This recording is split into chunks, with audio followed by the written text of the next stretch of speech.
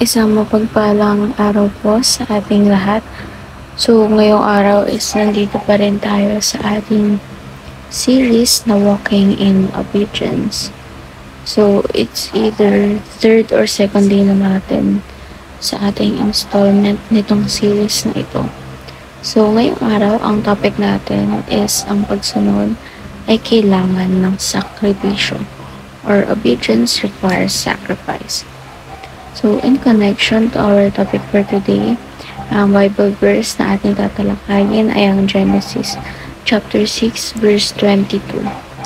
In New International Version, Noah did everything just as God commanded him. So, in Filipino translation naman, or ang salita ng Diyos, Tagalog Contemporary Bible Version, sinunod ni Noe ang lahat ng iniutos ng Diyos sa kanya.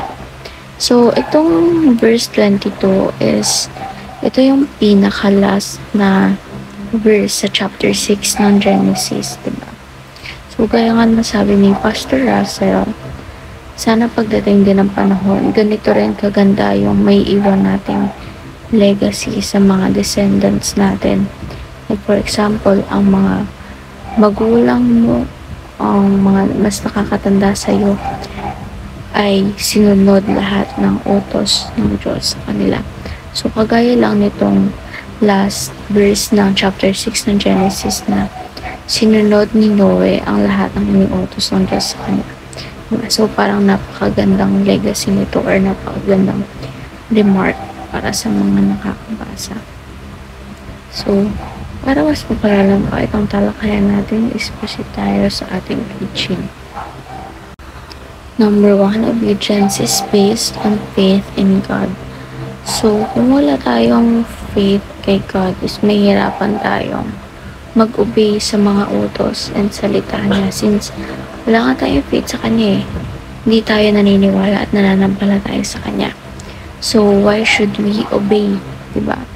So, number 1 key factor sa obedience natin with God is yung faith natin towards Him. Kasi kapag nananampalataya sa Kanya, all those things will follow. Yung pag-obey mo sa Kanya, kasi syempre, nananampalataya ka na ngayon, diba? So, ibig sabihin, yung presence ni God is nandyan na rin sa'yo. Ginaguide ka niya kasi kung ikaw lang mismo, maraming bagay or makamundong bagay na pwedeng mag-sway sa'yo para lang hindi ka makapag-obey sa Kanya. But with God's presence and by His grace, diba, nakakapag-obey tayo sa mga salita niya even though maraming mga bagay na pwedeng mag-sway sa atin or makakapigil sa atin, diba? Kaya nga sabi, with this presence or with this grace, by His grace, no one can stop us or nothing can go against us. So, number 2, obedience requires sacrifice and commitment. So, kadalasan kasi yung pagsunod natin sa mga salita niya is nagre-require din ng sacrifice and commitment. Like for example, we are troubled on 2 things. Isa sa makamundong bagay and isa sa pagsunod sa Kanya.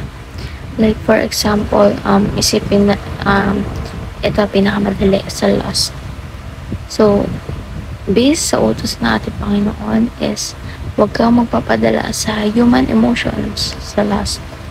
But then, we are troubled kasi yung lust, hindi naman siya napipigilan eh. Kusay ang dumadating sa mga tao. So, kailangan natin mag-sacrifice.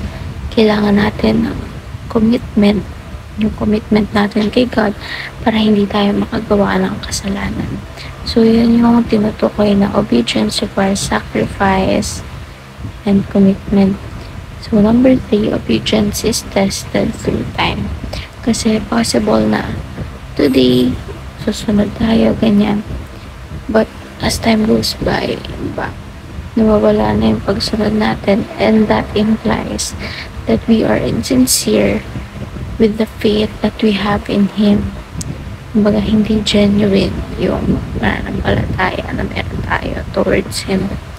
So, yung obedience na yan na even though hindi natin palagi nakuha yung gusto natin or kahit pa tumagal na ng tumagal is ino-obey pa rin natin siya. No matter what happens, we are still going to obey His words or commands. So, ngayon naman is proceed tayo sa ating application. Number 1, commit our purpose.